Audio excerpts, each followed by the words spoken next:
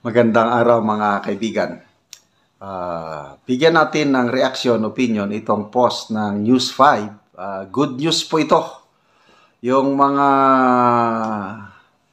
gustong magsingit ng kanilang mga budget during bicameral conference, wala na, hindi na sila makakaporma ngayon.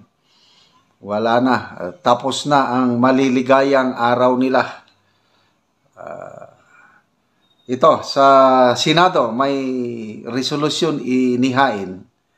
Ito ang title, For Transparency and Accountable Governance. Isinusulong ng ilang senador ang isang resolusyon gawing bukas sa publiko ang Bicameral Conference Committee. Kabilang sa mga lumagda sa panukala, sina Senator Vicente Soto III, Senator Risa Hontiveros, Senator Panfilo Lacson, Senator Ligarda at Senator Juan Miguel Zubiri. Layunin nitong bigyan karapatan ang publiko na masaksihan kung papaano isinasapinal ang batas. Ang pinaka-importanting batas po ay yung GAA. So, ang pinaka-importanting batas pagdating sa bicameral, biglang naging sekreto yung small committee na tinatawag nila. Inamin ni Attorney Princess Abante, spokesperson ng House, na meron talagang small committee. Yun yung gumagawa ng mga, di natin alam, secret. Kaya ang 2025 national budget, worst budget in history, mangled beyond recognition. Kaya nagalit ng Pangulo sa kanyang SONA na hindi na ko papayag na inyong i-chap-chap ang National Expenditure Program. Ibebeto ko kung gagawin niyo ulit. Yon. So ito, magandang follow-up ito. Yung mga, alam nyo na, nagmamalinis, kunuhay na sabi ng Speaker of the House sa kanyang speech sa Kamara nung nanalo siyang Speaker, ang kaban ng bayan ay hindi dapat ninanakaw.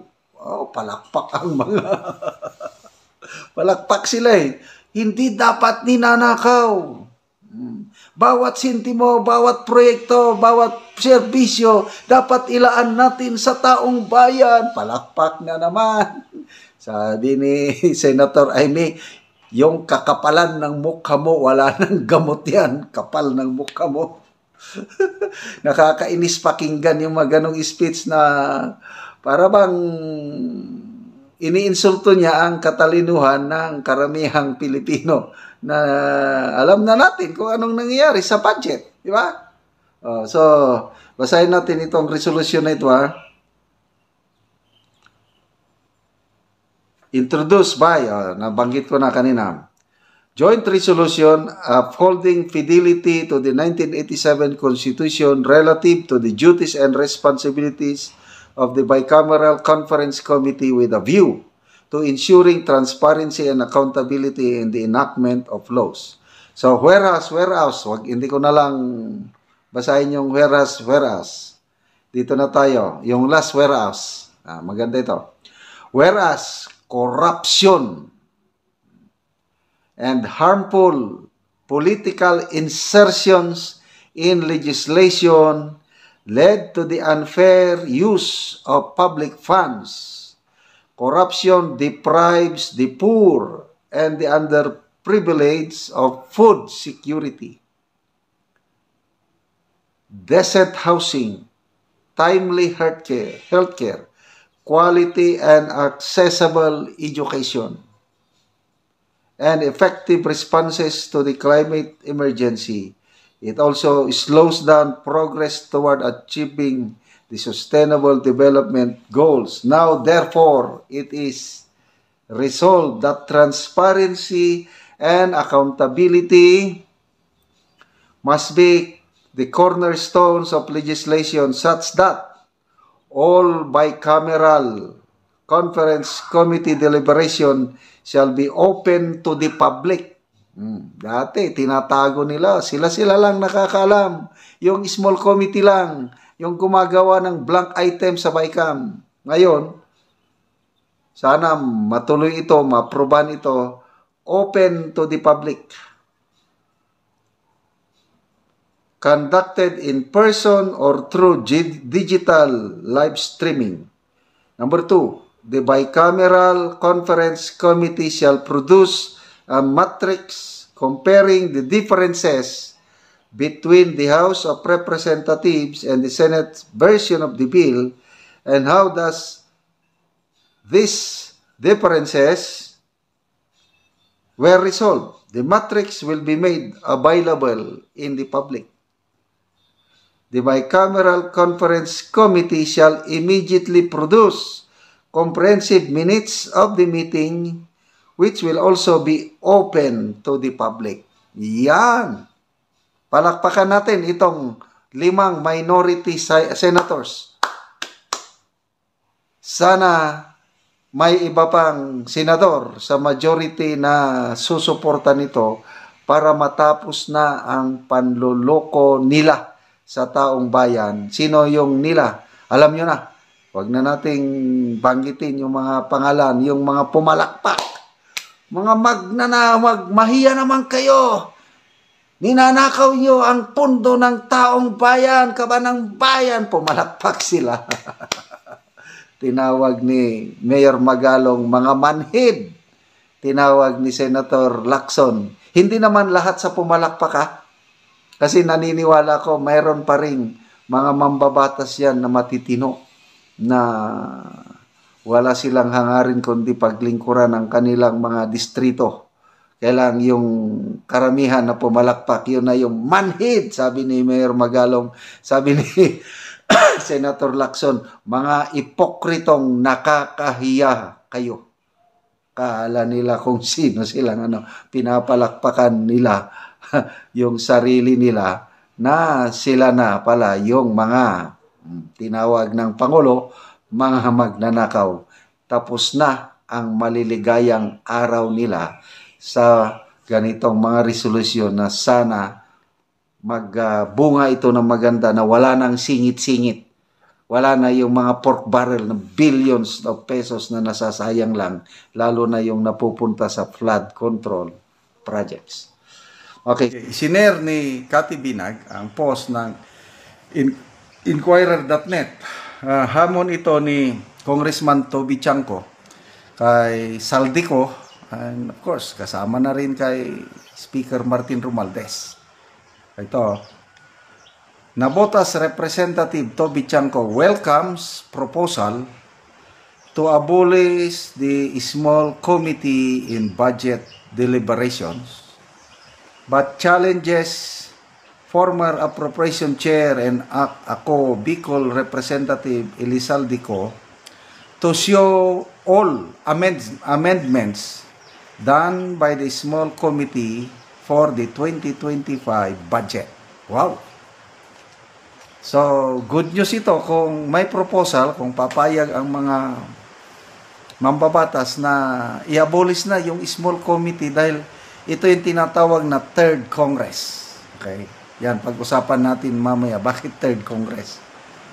Tiangco, who was one of the first lawmakers to call to abolish the small committee, says, kung hindi nila ilalabas yan, mga amendments, lokohan lang ito. We cannot move forward and simply forget the wrongdoings of the past. We have to uncover the sins of the 2025 budget. Wow! May pag-asa pa tayo, mga kaibigan, sa katauhan ng mga kongresistang ito. Congressman Toby Chanco, Congressman Isidro Ungab, Congressman Pulong Duterte, Congressman Albi Binetes, sino pa yung mga nagsasalita na laban sa leadership ng Kamara. So, small committee. Third Congress ang tawag niyan. So, ang Kamara, meron silang sariling version ng budget bill. Ang Senado, meron ding sariling version ng budget bill. Ngayon, i-reconcile yung dalawang version. Ang nagre-reconcile dyan, bicameral conference committee ang tinatawag. Then mamaya, meron pang small committee. O, yung small committee, ang paniniwala ng marami, itong si Congressman Tiangco, yan na ang nagsisingit. Yan na yung, di ba may blank items na nakita sa BICAM noong 2025 budget? O baka ito ng small committee, yun ang nag-fill in the blanks. Baka lang walang kung natuloy sana ang oral argument sa Supreme Court, malalaman natin. Sayang, naka-schedule na noon April 1, 2, and 3. Biglang cancel, wala na. Ngayon, wala na. So, anong buwan na yun? Agosto. Third quarter na. Wala na, 80%, more than 80% nang na-release sa 2025 budget. Kaya parang wala na tayong aasahan na makorek yung 2025 budget. Kasi na-release na . So, ito na lang ang habol ni Congressman Tiangco, which I agree na let's uncover the scenes. Ipakita nila yung lahat ng amendments na ginawa ng small committee bago ito tuluyang i-abolish, kung ma-abolish ba. Kaya lang, tingin ko, baka ma-abolish na ito dahil no choice na sila. Na checkmate na sila. Kung sa chess pa, wala na silang ibang magagawa dahil taong bayan talagang umaaklas na, dismayado. Kaya ang pagkadismaya ng taong bayan pinakita sa resulta ng eleksyon noong May 20, itong katatapos lang na eleksyon. Talo ang administration candidates. Nalampaso. 12-0 ang kanilang tinatarget. 5 lang ang lumusot sa kanila. Nagising sa katotohanan ng Pangulo. Kaya sabi niya sa SONA, ibebeto ko ang budget for 2026 kung gawin nyo pa ang ginawa nyo noong 2025. Debaling reenacted budget. Ngayon. Lumalambot na ang Kamara. Kuha na daw. Nang sabi ni Speaker Martin Romualdez, biglang bumait. Makialam kayo, makinig, manood dahil pera nyo ito. Parang totoo. Ano pa? Mayroon silang resolution ba yun na makialam? Yung mga NGOs daw mag-participate. So, tingnan natin kung totoo ba na yung bicameral conference committee deliberation public. Tapos, maganda nga, ulitin ko, kung i-abolish na itong small committee dahil dito nagsisimula ang problema. Kaya, the worst budget in our nation's history. Sabi, So, pinirmahan naman ng Pangulo. Kunuhay, pinag-aralan, binito, kakaunti naman yung binito. Wala rin yung parang lumalabas na nagpuyat sila. Wala rin nangyari. Ang dami pa rin lumusot ng mga insertions. So, ngayon, nagkakaproblema sa flood control. To a point, grabe ang presidente, wala na tayong magagawa. Baguhin nyo na lang pag-iisip nyo. Ito na ang new normal. Wala na. Defeatist na ang presidenteng ito. Tapos, mamaya sasabihin lang niya pala ng mga magnanakaw kayo. Mahiya naman kayo. Nag-inspect ako sa inyong mga flood control projects, mga palpak at mga guni-guni. Iyon ang magandang pakinggan. Ang masamang pakinggan, yung wala na daw magagawa, tanggapin na lang natin, new normal. Ang pangit pakinggan.